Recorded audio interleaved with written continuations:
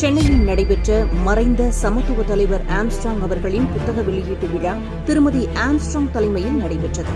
விழாவில் பேசிய பகுஜன் சமாஜ் கட்சி தமிழக மாநில தலைவர் டாக்டர் ஆனந்தன் கலந்து கொண்டு சிறப்புரையாற்றினார்.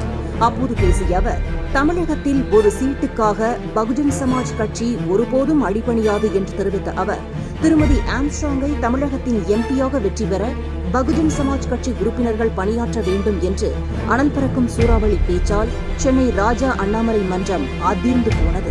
எங்கள் அந்நியார் அவர்கள் பகுஜன் சமாஜ் கட்சியுடைய நியமன எம்பியாக ஆக வேண்டும் என்பதுதான் எங்களுடைய கோரிக்கை. உங்களுக்கு ஒன்றை சொல்லிக் கொள்கின்றேன், எங்களுடைய அண்ணன் கொலையில் சம்பந்தப்பட்ட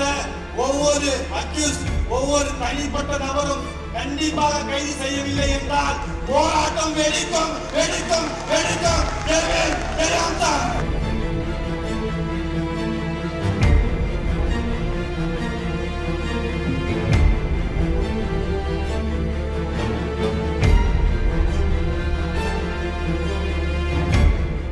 நம்முடைய மாநிலத்தில் இந்தியாவில் உள்ள 25 தலைவர்களிலே மிக சிறந்த ஒரு தலைவர் என்று தன்னுடைய மனதிலே உறுதி கொண்டு அந்த ஒரே ஒரு 20 ஆண்டு காலம் கழித்து ஒரு இறப்பு நிகழ்வுக்கு சென்றார் என்றால் நம்ம பெகன்ஜி மாயாவதிஜி அவர்கள் தான் என்பதை நீங்கள் புரிந்து கொள்ள வேண்டும்.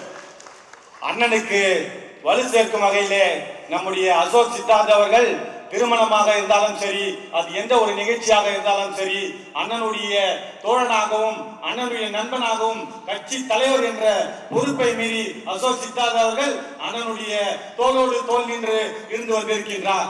இங்கு பலவாறு பேசினார்கள், எல்லாத்தையும் நாங்கள் கேட்டுக்கொண்டோம்.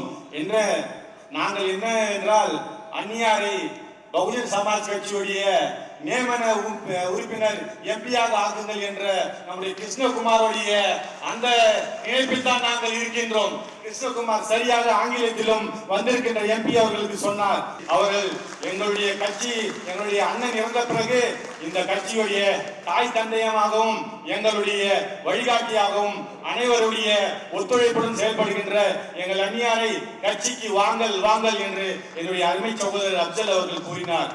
அவருக்கு தூக்கம் இருந்துவிட்டு கனவு கண்டு வந்தாரா என்று எனக்கு தெரியவில்லை. ஏற்கனவே அவர் பகுஜன் சமாஜ் கட்சியுடைய முதன்மை ஒருங்கிணைப்பாளர் தமிழ்நாடு பகுஜன் சமாஜ் கட்சி. ஏனென்றால் அவர் எதுக்காக இதை பேசினார் என்று தெரியவில்லை. கட்சியிலே அந்நியார் தான் செயல்பட்டுக் கொண்டிருக்கின்றார். கட்சியிலே அந்நியாருடைய தலைமையிலே தான் ஒருங்கிணைப்பு நடந்து கொண்டிருக்கின்றது. வாருங்கள். அதாவது சீமான் சார் பேசினார்னா வா எழுதுவா ரெண்டு கையை தூக்கி பேசுவாரு. அந்த மாதிரி ஒரு உணர்ச்சி வசப்பட்டு இன்னும் நடைமுறையில் இங்க நிலைமை இருக்குதுன்னே தெரியல. அதாவது ஒரு மனைவி கட்டினா அந்த மனைவியோட வாழ்றதுன்றது ஒரு விஷயம். நான் அதிக நேரம் எடுத்துக்க மாட்டேன், இன்னும் ஒரே நிமிஷத்துல முடிச்சிடுறேன். நான் காங்கிரஸுக்கு போனேன், நான் அவனை போய் கல்யாணம் பண்ணிட்டு வந்தேன். நான் முஸ்லீம் லீக் போனேன், இவனை போய் கல்யாணம் பண்ணிட்டு வந்தேன். திரும்பி ஆம்சாங் அண்ணன் கூட வாழ வந்தேன். எப்படி உன்னை டைவர்ஸ் எல்லாம் பண்ணுவாங்க, உன்னை எப்படி கேட்டு சேர்த்து வச்சு நிப்பா வைப்பாங்க. என்ன ஒரு இடத்துலயும் போயிட்டு வந்தாக்கா எப்படி சாப்பாங்க, எப்படி நம்புவாங்க அவங்கள? நம்பிக்கை இல்லாத ஆளு. அதாவது இந்த தீனா நான் சொல்லும் போது சொன்னாரு கோழைங்கன்னாரு. உண்மையாலுமே கோழைன்றது அப்சலை வச்சுதான் இன்னைக்கு நான் தெரிஞ்சுக்கிறேன். நாங்கெல்லாம் எதுல உட்காந்து சவால் விட்டுறோம், வாடா பார்க்கலாம் பேசுவோம் வாடான்னு கூப்பிடுறோம். ஆனா இந்த அப்சல் மாதிரி 100 இந்த மாதிரி வீரர்கள் இருக்கும்போது, பகுஜன் சமாஜ் கட்சியுடைய தொண்டர்கள் இருக்கும்போது, ஒரு கோழை பயந்தால் கூட அனைவரும் பயந்து விடுவார்கள். அப்படிப்பட்ட பயத்தை கலப்பதற்காக நீங்கள் எங்களுக்கு அறிவுரை சொல்ல வர வேண்டாம். எங்கள் அந்நியார் இந்த கட்சியுடைய மேல் தலைமைக்கு என்றுமே விசுவாசமாக இருப்பார். இது பல புள்ளுருவிகள் சொல்லி பேசி இந்த கட்சியை எந்த விதத்திலும் நீங்கள் சீர்குலைக்க முடியாது. எங்கள் அந்நியாரின் சின்னம் யானை சின்னம். எங்கள் அந்நியாருடைய தலைவி பெகன்ஜி மாயாவதிக்கு எங்களுக்கு வருங்கால எம்பி எங்களுடைய அந்நியார் பொற்படி அவர்கள். அப்படிப்பட்ட ஒரு மாபெரும் கருத்தியலை கொண்டிருக்கின்ற எங்களுடைய கருத்தியல் இயக்கமான இது போன்ற கருத்தியை சிதைக்கின்றவர்கள் தயவு செய்து நீங்கள் வர வேண்டாம். பைனாங்கோலி எல்லாம் ஓடிவிடுங்கள், இங்கே இருந்து கொள்ளுங்கள். அண்ணனுடைய காமெடி பீஸ் என்று வர்ணித்து வைக்கின்றார். அந்த காமெடி பீஸை பொதுமக்களிடையே சொல்லாதீர்கள். காமெடி பீஸாக இருக்கட்டும். எங்களுடைய கட்சி, எங்களுடைய தலைமை அசோக் சித்தார்த்ஜி இன்று 3 நாட்களாக இங்கு உறவிடம் என்று கொண்டு இங்கே இந்த கட்சியை நடத்த வந்திருக்கிறார் என்றால் இது போன்ற புல்லுரிகளை பேச்சு கேட்பதற்கல்ல. எந்த ஒரு கண்ட்ரோலாக இருந்தாலும் எங்களுடைய அந்நியார் அதை திருத்தி எங்களை வழிநடத்துவார். எங்களுக்கு ஒரே தலைவி பெகஞ்சி மாயாவதிஜி அவர்கள், நாங்கள் எங்கள் ஆட்சி இனி எங்கள் ஓட்டில் உங்கள் ஆட்சி நடக்காது, இனி நடக்காது. எங்கள் அண்ணனை இந்த கொலையை நடத்தியவர்கள், படுகொலையை செய்தவர்கள் எல்லாம் வந்து திட்டமிட்டு செய்தார்களோ, அரசியல் ரீதியாக பழிவாங்க வேண்டும் என்பதற்காக மாபெரும் அரசியல் சக்தியாக இருந்த எங்கள் தலைவர் நாம் தாங்கவர்களை இவர்கள் ஒடுக்கினார்கள். ஏன் ரஞ்சித் அவர்கள் பேசும்போது சொல்லிவிட்டு போனார், எங்களுக்கு சந்தேகம் இருக்கின்றது, எங்களுக்கு உரிமை இருக்கின்றது, கேட்பதற்கு எங்களுக்கு நாதி இருக்குது என்று. சந்தேகம் மட்டுமல்ல, எங்களுடைய பெகஞ்சி மாயாவதிஜி அவர்கள் அன்னை தெளிவாக இன்டெலிஜென்ஸ் உளவுத்துறையில ரிப்போர்ட்டை எடுத்துக்கொண்டு 2 நாள் கழித்துதான் அந்த மரணத்திலே வந்து அங்கே மலர்களை வைத்துவிட்டு அழுகின்ற முகத்தோடு அவருடைய முகம் அடுத்தது அழுதுவிடும், அடுத்தது அந்த கண்ணெல்லாம் சிமிட்டுகின்றது. இதுவரை என்னை மாயாவதிஜியை அப்படி ஒரு பார்வையில் நாங்கள் பார்த்ததில்லை.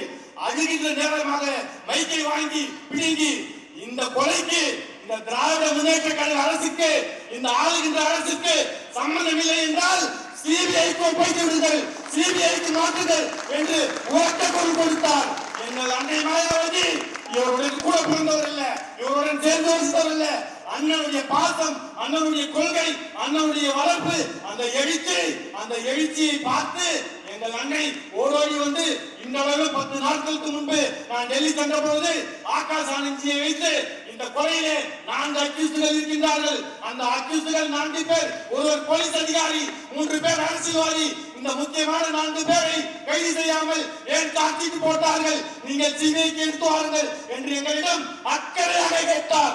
அப்படிப்பட்ட ஒரு வாரிசு அரசியலை உருவாக்கியதுதான் அடுத்த தலைமுறைக்கு நாங்கள் செல்லக்கூடிய கட்சி. உங்களை போல 2 சீட்டுக்கு அடிமையோ 1 சீட்டுக்கு அடிமையோ இங்கே இருக்கின்ற தலித் கட்சிகள் என்று ஒடுக்கக்கூடிய மற்ற ஆளுங்கட்சி, ஆண்ட கட்சி, இது போன்ற கட்சிகளுக்கு குறுகிய வட்டாரத்தில் நெருக்கமாக நான் முதல்வர் ஆக முடியாது, நான் துணை முதல்வர் ஆக முடியாது என்று பேசுவதற்கெல்லாம் எங்களுக்கு வாய்ப்பில்லை.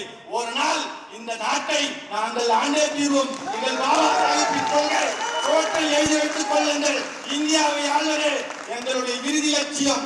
இங்கே சொல்கிறார் திருமாவளவன் அவர்கள் சொல்லுகின்றார், நாங்கள் எந்த காலத்தில் முதலமைச்சர் ஆக முடியாது என்று.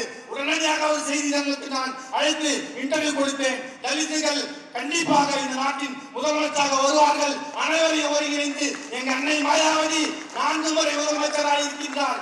இந்தியா தமிழ்நாட்டிலே அது 8 முறை முதலமைச்சருக்கு சமம். எங்கள் ஆட்சி, எங்களுடைய ஓட்டில் உங்கள் ஆட்சி நடக்காது. இனி ஒரு தலித்தை முதல்வராக என்னாலும் ஒரு நாள் நாங்கள் வந்தே காட்டுவோம் என்று சபதமிட்டோம். எனவே சொல்கின்றேன், இந்த புல்லுரிமைகள் ஊடுருவ செய்தால் இந்த ஆட்சியே எங்கள் அந்நியாரை நாங்கள் எம்பி ஆக்குவோம். எங்களுக்கு மத்திய தலைமை இருக்கின்றது. அத்தனை ஒரு பலமிக்க கட்சியை இங்கே இல்லை என்றால் பலவீனப்படுத்த நினைப்பவர்கள் எல்லாம் எங்கு போவார்கள் என்று தெரியாது. ஒன்று சொல்லுகின்றோம், இந்த வழக்கிலே முக்கியமான குற்றவாளிகள் இன்னும் கைது செய்யப்படவில்லை. இந்த அரசாங்கத்திலே முதலமைச்சரிடம் நாங்கள் நேரம் கேட்டோம் எங்க அந்நியாரை சந்திப்பதற்கு. முதலமைச்சர் ஓடோடி செல்கின்றார். ஒரு இடத்திலே சென்று அங்கு உணவு கேட்கின்றவர்களுக்கு உணவு பற்றாக்குறை என்று ரேஷன் கடையில் இன்ஸ்பெக்ஷன் செய்கின்றார். 1.5 மாதம் 2 மாதம் ஆகியும் எங்களுக்கு முதலமைச்சருக்கு நேரம் கொடுக்க நேரமில்லை. தலித்களை நீங்கள் மதிக்க மாட்டீங்களா? தலித்கள் என்றால் உங்களுக்கு கிழிக்கிறையா?